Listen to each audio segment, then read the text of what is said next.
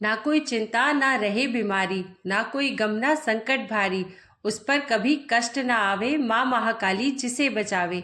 जय माता दी दोस्तों, आप सभी को नवरात्रि के 7वें दिन की हार्दिक शुभकामनाएं। 7वां दिन माँ दुर्गा के कालरात्रि रूप की पूजा का विधान है। आज आप सभी भक्तजन सच्चे मन से श्रद्धा और विश्वास के साथ माँ कालरात्रि की संपूर्ण व्रत कथा को सुनिए। माँ कालरात्रि की 4 भुजाएं हैं। ऊपर की दाहिनी भुजा से माँ भक्तों को वर प्रदान करती है, निचली दाई भुजा से अभय देती है, जबकि बाई भुजाओं में माँ खड़ग और कटीला मूसल धारण करती है। माँ कालरात्रि के केश खुले हुए हैं और गले में बिजली की माला शोभा पा रही है। ऐसा लगता है मानो बिजली चमक रही हो। क्रोध में माँ की नासिका से अग्नि की ज्वालाएं निकलती रहती है। माँ कालरात्रि गर्दभ यानी गधे की सवारी करती है। माँ कालरात्रि के इस भयंकर स्वरूप को देखकर असुर और नकारात्मक शक्तियां भयभीत रहती है, लेकिन माता कालरात्रि अपने भक्तों पर परम अनुकंपा दर्शाने वाली है।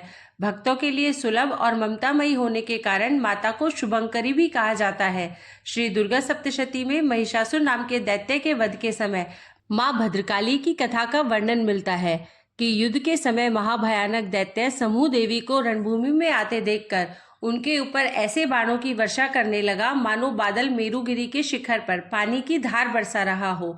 तब देवी ने अपने बाणों से उस बाण समूह को अनायास ही काटकर उसके घोड़े और सारथियों को भी मार डाला। साथ ही उसके धनुष और अत्यंत ऊंची ध्वजा को तुरंत काट गिराया। धनुष कट जाने पर उसके अंगों को अपने बाणों से बींध डाला और भद्रकाली ने शूल का प्रहार किया। उससे राक्षस के शूल के सैकड़ों टुकड़े हो गए और वह महादैत्य प्राणों से हाथ धो बैठा। इसी प्रकार चंड और मुंड के वध के लिए माँ विकराल मुखी काली प्रकट हुई। मार्कंडेय ऋषि कहते हैं कि इसके बाद शुंभ की आज्ञा पाकर वे चंडमुंड आदि दैत्य चतुरंगिनी सेना के साथ अस्त्र शस्त्रों से सुसज्जित होकर चल पड़े। फिर गिरिराज हिमालय के स्वर्णमय ऊंचे शिखर पर पहुंचकर उन्होंने सिंह पर बैठी देवी को देखा। उन्हें देखकर दैत्य लोग तत्परता से उन्हें पकड़ने का प्रयास करने लगे। तब देवी अंबिका ने उन शत्रुओं के प्रति बड़ा क्रोध किया। उस समय क्रोध के कारण उनका मुख काला पड़ गया, ललाट में भौहें टेढ़ी हो गई और वहीं से तुरंत विकरालमुखी काली प्रकट हुई, जो तलवार और पास लिए हुए थी। वे विचित्र खटवांग धारण किए और चीते के चर्म की साड़ी पहने नरमुंडों की माला से विभूषित थी। उनके शरीर का मांस सूख गया था, केवल हड्डियों का ढांचा था, जिससे वे अत्यंत भयंकर जान पड़ती थी। उनका मुख बहुत विशाल था, जीभ लपलपाने के कारण वह और भी डरावनी लग रही थी। उनकी आंखें भीतर को धसी हुई और कुछ लाल थी। वे अपनी भयंकर गर्जना से संपूर्ण दिशाओं को गुंजा रही थी। बड़े बड़े दैत्यों का वध करती हुई वे कालिका देवी बड़ी तेजी से दैत्यों की उस सेना पर टूट पड़ी और उन सबको खाने लगी। तीनों लोकों में राक्षस शुंभ, निशुंभ और रक्तबीज दैत्य ने हाहाकार मचा रखा था। सभी देवतागण चिंतित थे। सभी देवी देवता मिलकर भगवान शिव के पास गए और रक्षा की प्रार्थना की। तब महादेव ने मां पार्वती से असुरों का संहार कर अपने भक्तों की रक्षा करने के लिए कहा। इसके बाद माता पार्वती ने दुर्गा जी का रूप धारण किया और शुंभ निशुंभ का वध कर दिया। अब देवी के सामने असली चुनौती राक्षस रक्तबीज ने पेश की। जैसे ही माँ दुर्गा रक्तबीज को मारती और उसके खून की बूंदें धरती पर गिरती, वैसे ही उसके ही जैसे लाखों रक्तबीज पैदा हो जाते, जिससे माता क्रोधित हो गई। उनका वंश शामिल हो गया और इसी स्वरूप से माँ कालरात्रि का प्राकट्य हुआ। दैत्य रक्तबीज एक ऐसा दानव था जिसे यह वरदान मिला हुआ था कि जब जब उसके रक्त की एक बूंद भी धरती पर गिरेगी, तब हर बूंद से एक नया रक्तबीज भी जन्म लेगा, जो कि रूप और शक्ति में उसी के समान होगा। ऐसे में माँ कालरात्रि ने रक्तबीज की गर्दन काटकर उसे खप्पर में रख लिया, ताकि रक्त की बूंदें नीचे ना गिरे, और उसका सारा खून पी गई। और इस प्रकार देवी ने रक्तबीज की एक भी रक्त की बूंद धरती पर नहीं गिरने दी। रक्तबीज दैत्य के रक्त से उत्पन्न हुए जितने भी रक्तबीज थे, वे सब माँ की जिह्वा पर उत्पन्न होते गए और माँ उन सबको भक्षण करती गई। इस प्रकार रक्तबीज दैत्य शक्तिहीन हो गया और फिर माँ काली ने रक्तबीज का वध कर दिया। इस प्रकार माँ काली सदैव अपने भक्तों की रक्षा के लिए तत्पर रहती है। प्रेम से बोलिए माँ कालरात्रि की जय। अब आइए सुनते हैं माता काली की दूसरी पौराणिक कथा। दूसरी कथा के अनुसार एक समय दारुक नामक एक पापी असुर ने ब्रह्मा जी की तपस्या करके उन्हें प्रसन्न कर लिया। ब्रह्मा जी से पाए वरदान के कारण दारुक अत्यंत बलशाली हो गया। वह देवताओं और ब्राह्मणों को परेशान करने लगा। वह उन पर अत्याचार करने लगा और धार्मिक अनुष्ठान यज्ञ बंद करवा दिए और स्वर्ग को चला गया। सभी देवता विचलित होकर ब्रह्मा जी और विष्णु जी के पास सहायता मांगने के लिए चले गए। ब्रह्मा जी ने बताया कि दारुक का नाश सिर्फ स्त्री के हाथ से ही हो सकता है। सभी बड़े बड़े देवता भी उससे युद्ध में हार चुके थे। अंत में अब निश्चय किया गया कि दारुक का वध भगवान शिव की पत्नी माता पार्वती करेंगी। भगवान शिव ने अपना तीसरा नेत्र खोलकर भयानक और प्रचंड महाकाली को जन्म दिया। उनका शरीर काले रंग का था। माता काली के माथे पर तीसरा नेत्र और चंद्र रेखा थी। उनके हाथों में त्रिशूल और कई प्रकार के अस्त्र थे। महाकाली के प्रचंड रूप को देखकर चारों तरफ अग्नि की भयानक लपटें उत्पन्न हो गई। महाकाली के क्रोध को भगवान शिव ही रोक सकते थे, इसलिए उन्होंने एक बालक का रूप लिया। भगवान शिव शमशान पहुंचे और वहां बालक के रूप में लेटकर रोने लगे। छोटे बालक को रोता हुआ देखकर महाकाली का क्रोध शांत हो गया। उनके हृदय में ममता भावना जागृत हो गई। उन्होंने शिवजी रूपी छोटे बालक को उठाया और अपने स्तनों से दूध पिलाने लगी। इसलिए कहते हैं शिवाधात्री। इस प्रकार से शिवजी ने उनके क्रोध को पी लिया। इस प्रकार महाकाली का भयानक और प्रचंड क्रोध शांत हुआ। इसके बाद महाकाली मूर्छित हो गई। उन्हें होश में लाने के लिए भगवान शिव ने तांडव नृत्य किया और होश में आने पर वह पुनः माता पार्वती के रूप में आ चुकी थी। माता पार्वती भगवान शिव का नृत्य देखकर नृत्य करने लगी, जिसके कारण उन्हें योगिनी के नाम से पुकारा जाता है। एक बार प्रेम से बोलिए जय माता काली। आइए अब सुनते हैं महिषासुरमर्दिनी स्तोत्र हिंदी में।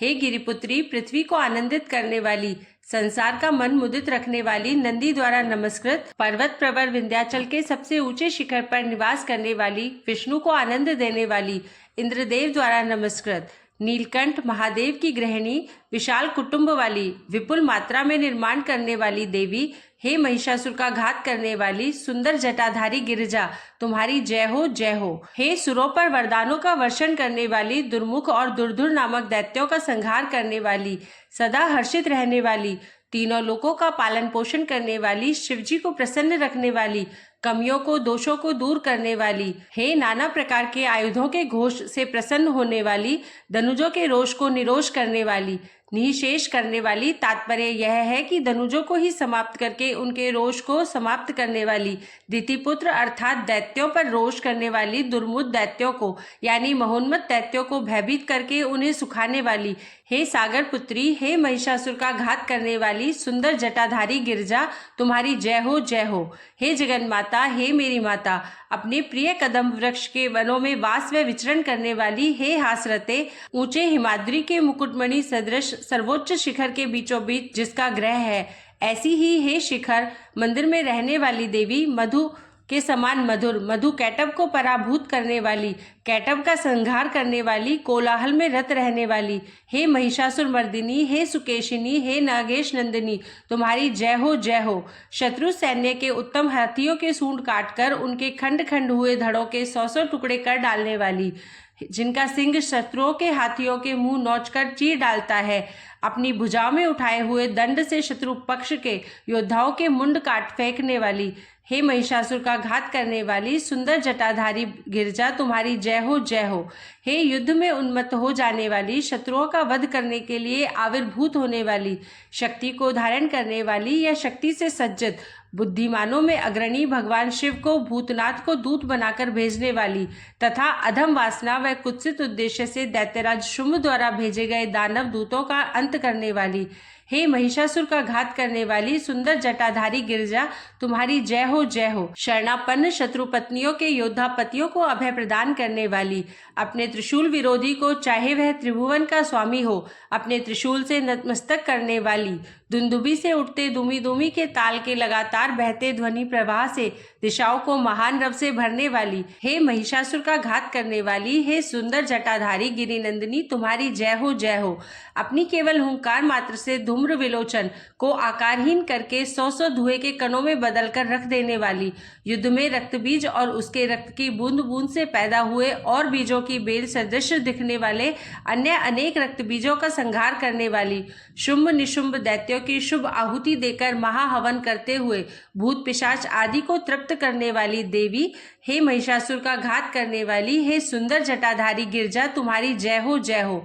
रणभूमि में युद्ध के क्षणों में धनुष थामे हुए, जिनके घूमते हुए हाथों की गति दिशा के अनुरूप जिनके कंकण हाथ में नर्तन करने लगते हैं, ऐसी ही हे देवी रण में गर्जना करते शत्रु योद्धाओं की देहों के साथ मिलाप होने से और उन हतबुद्धि को मार देने पर जिनके स्वर्णिम बाण लाल हो उठते हैं, ऐसी हे देवी तथा स्वयं को घेरे खड़ी बहुरंगी शिरों वाली और गरजते हुए शत्रुओं की चतुरंगिनी सेना को नष्ट कर जिन्होंने विनाश लीला मचा दी, ऐसी हे महिषासुर का घात करने वाली सुंदर जटाधारी गिरजा, तुम्हारी जय हो जय हो। देवांगनाओं के तथा थेई थेई आदि शब्दों से युक्त भाव में नृत्य में मग्न रहने वाली कुकुत अड्डी विभिन्न प्रकार की मात्राओं वाले ताल वाले स्वर्गीय गीतों को सुनने में लीन, मृदंग की धू धुकुट धीमी धीमी आदि गंभीर ध्वनि सुनने में लिप्त रहने वाली, हे महिषासुर का मर्दन करने वाली, अपने बालों की लता से आकर्षित करने वाली पर्वत की पुत्री, तुम्हारी जय हो जय हो जय हो। जय जय की हर्ष ध्वनि और जय घोष से देवी की स्तुति करने में तत्पर रहने वाले अखिल विश्व द्वारा वंदिता, झनझन झनकते नुपुरों की ध्वनि से भूतनाथ महेश्वर को मुग्ध करने वाली देवी, और जहाँ नट नटी दोनों प्रमुख होते हैं, ऐसी नृत्य नाटिका में नटेश्वर के अर्धभाग के रूप में नृत्य करने वाली एवं सुमधुर गान में रत, हे महिषासुर का घात करने वाली देवी, हे सुंदर जटाधारी गिरजा, तुम्हारी जय हो जय हो। सुंदर मनोहर कांतिमय रूप के साथ साथ सुंदर मन से संयुक्त होकर रात्रि के आश्रय अर्थात चंद्रमा जैसी उज्जवल मुखमंडल की आभा से युक्त हे देवी, काले मतवाले भंवरों के सदृश है, अपितु उनसे भी अधिक गहरे काले और मतवाले मनोरम तथा चंचल नेत्रों वाली, हे महिषासुर का घात करने वाली देवी, हे सुंदर जटाधारी गिरजा, तुम्हारी जय हो जय हो। एक विशाल रूप से आयोजित महासत्र की भांति ही रहे घोर युद्ध में फूल सी कोमल किंतु रणकुशल साहसी स्त्री योद्धाओं सहित जो संग्राम में रत है, और भील स्त्रियों ने झिंगुरों के झुंड की भांति जिन्हें घेर रखा है, जो उल्लास और उत्साह से भरी हुई है और जिनके उल्लास की लालिमा से अतीव सुंदर कोमल कलियां पूरी तरह खिल खिल उठती है, ऐसी हे लावण्यमयी देवी, हे महिषासुर का घात करने वाली, हे सुंदर जटाधारी गिरजा, तुम्हारी जय हो जय हो। कर्ण प्रदेश या कनपटी से सतत झरते हुए गाढ़े मद की मादकता से मदोन्मत्त हुए हाथी सी, हे गजेश्वरी, हे त्रिलोक की भूषण यानी शोभा, सभी भूत यानी प्राणियों चाहे वे दिव्य हो या मानव या दानव की कला का आश्रय रूप सौंदर्य का सागर, हे राजपुत्री, हे सुंदर दंत पंक्ति वाली, सुंदरियों को पाने के लिए मन में लालसा और अभिलाषा उपजाने वाली तथा कामना जगाने वाली, मन को मथने वाली, हे कामदेव की पुत्री, हे महिषासुर का घात करने वाली सुंदर जटाधारी गिरजा, तुम्हारी जय हो जय हो। कमल के फूल की निर्मल पंखुड़ी की सुकुमार उज्जवल आभा से सुशोभित है भाल लता जिनकी, ऐसी हे देवी जिनकी ललित चेष्टाओं में पग संचरण में कला विन्यास है, जो कला का आवास है, जिनकी चाल ढाल में राजहंसों की सी सौम्य गरिमा है, जिनकी वेणी में भ्रमरावली से आवृत कुमुदिनी के फूल और बकुल के भंवरों से घिरे फूल एक साथ गुंफित है, ऐसी हे महिषासुर का घात करने वाली सुंदर जटाधारी, हे गिरिराज पुत्री, तुम्हारी जय हो जय हो। जिनकी करगत मुरली से निकलकर बहते स्वर से कोकिल कूजन लज्जित हो जाता है, ऐसी हे माधुर्यमयी तथा जो पर्वतीय जनों द्वारा मिलकर गाए जाने वाले मिठास भरे गीतों से गुंजित रंगीन पहाड़ी निकुंजों में विचरण करती है, वे और अपने सद्गुण संपन्न गणों व वन्य प्रदेश में रहने वाले शबरी आदि जाति के लोगों के साथ जो पहाड़ी वनों में क्रीड़ा करती है, ऐसी है महिषासुर का घात करने वाली सुंदर जटाधारी गिरजा, तुम्हारी जय हो जय हो। जिन रेशमी वस्त्रों से फूटती किरणों के आगे चंद्रमा की ज्योति कुछ भी नहीं है, ऐसे दुकुल से जिनका कटी प्रदेश आवृत है और जिनके पद नख चंद्र से चमक रहे हैं, उस प्रकाश से जो देवताओं तथा असुरों के मुकुटमणियों से निकलता है, जब वे देवी चरणों में नमन करने के लिए शीश झुकाते हैं, साथ ही जैसे कोई गज सुमेरु पर्वत पर विजय पाकर उत्कट मद से अपना सिर ऊंचा उठाए हो, ऐसी देवी के कुंभ से उन्नत उरोज प्रतीत होते हैं, ऐसी हे देवी, हे महिषासुर का घात करने वाली सुंदर जटाधारी गिरजा, तुम्हारी जय हो जय हो।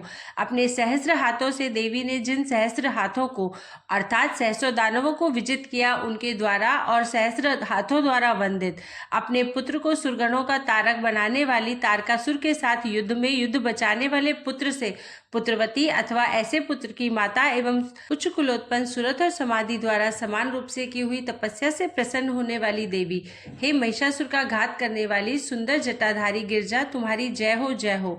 हे सुमंगला, तुम्हारे करुणा के धाम सदृश चरण कमल की पूजा जो प्रतिदिन करता है, हे कमल वासिनी, वह कमला निवास कैसे न बने, अर्थात कमल वासिनी की पूजा करने वाला स्वयं कमला निवास अर्थात धानिड्य बन जाता है।